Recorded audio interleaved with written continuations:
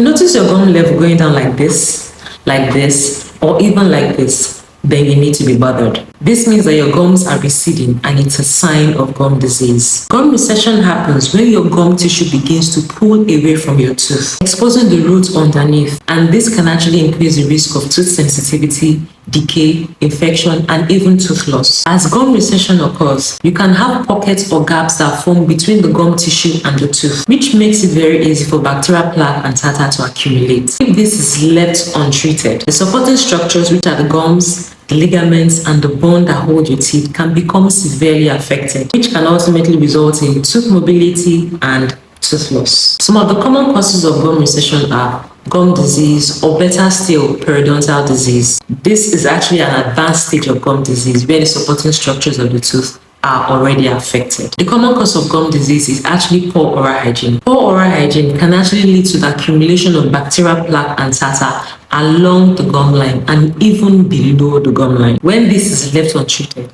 it can lead to gum disease, where the gum tissue and the bone that holds your tooth can become severely damaged. As the bone level goes down, the gum also follows it, which leads to gum recession and exposure of the tooth roots. The best way to prevent gum disease is by making sure you are brushing and flossing as recommended, which is brushing twice daily and flossing at least once a day, and also making sure that you go for regular dental checkups and cleaning.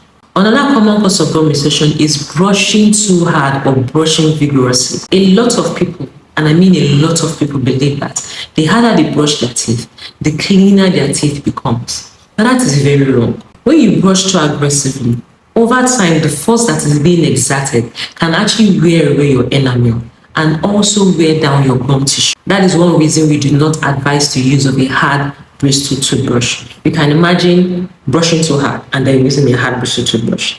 That is a combination that is very, very detrimental to your gum tissue. So whenever you want to brush, get a soft bristle toothbrush and apply very minimal force. Plaque is soft. Very little force can actually take it off, so be very careful and gentle with your gums. You can also opt for an electric toothbrush if you feel it's more convenient for you. Crooked teeth. When teeth are crooked or crowded, it can make proper oral hygiene practices very difficult. Because of the crowded nature of the teeth, you may not be able to get your toothbrush bristles into those areas, and this leads to accumulation of dental plaque and calculus. And of course, this can increase your chances of having gum disease, which can eventually lead to gum recession. So to correct this, if you have crowded or crooked teeth, you may want to check to see if you can have orthodontic treatment done, which is braces, so that your teeth can be well aligned, making it easier for you to brush and floss properly. Tobacco products and also the smokeless versions can actually increase your risk of having gum disease and gum recession. This is because tobacco actually causes a reduction in the blood flow to the gums, and also there's usually an increase in the production of bacterial plaque. And of course, you know that bacterial plaque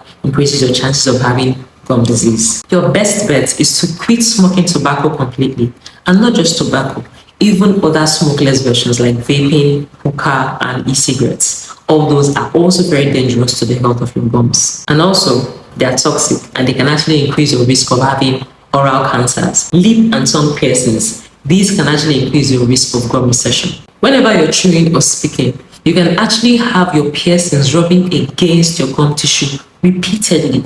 And this constant irritation can eventually lead to gum inflammation, which can cause your gums to recede. For someone who is already at risk of having gum disease, having a lip or tongue piercings can actually make it worse. Gum recession is not something you want to ignore. If you notice that your gums are receding, make out time to visit your dentist so you can find out if there are options to repair your gum recession or find a way to prevent further damage. Once your gums have receded, unfortunately, they cannot grow back. If you have mild recession, you can have a deep cleaning procedure done, also called scaling and root planing. Any plaque or tartar that may have accumulated below your gum line, they are all carefully removed so that your gums can have a chance at healing. You may also be placed on some antibiotics or an antiseptic mouthwash. If you experience some sensitivity because of the exposed roots, your dentist can actually place a desensitizing agent on the exposed root, thereby bringing down the discomfort. Or you may also be given a desensitizing toothpaste that can actually help to bring down the sensitivity. Sometimes your dentist can also camouflage the area by using a composite resin filling to cover up the exposed roots, thereby making it less noticeable and much more comfortable. For severe gum disease, a gum surgery or maybe even a graft may be required to repair the extensive damage caused by the recession. The best way to prevent gum recession is to take good care of your mouth. Avoid possible risk factors like tobacco smoking and mouth piercings. Practice good oral hygiene by brushing twice daily and flossing at least once a day, and make sure to use a soft bristle toothbrush. Also, make sure to schedule regular dental appointments every 6 months or as recommended by your dentist. If this information has been helpful, please share this with someone. Like and leave a comment if you have any questions, and also subscribe so that you get notified when I post new videos, and I'll see you in the next one.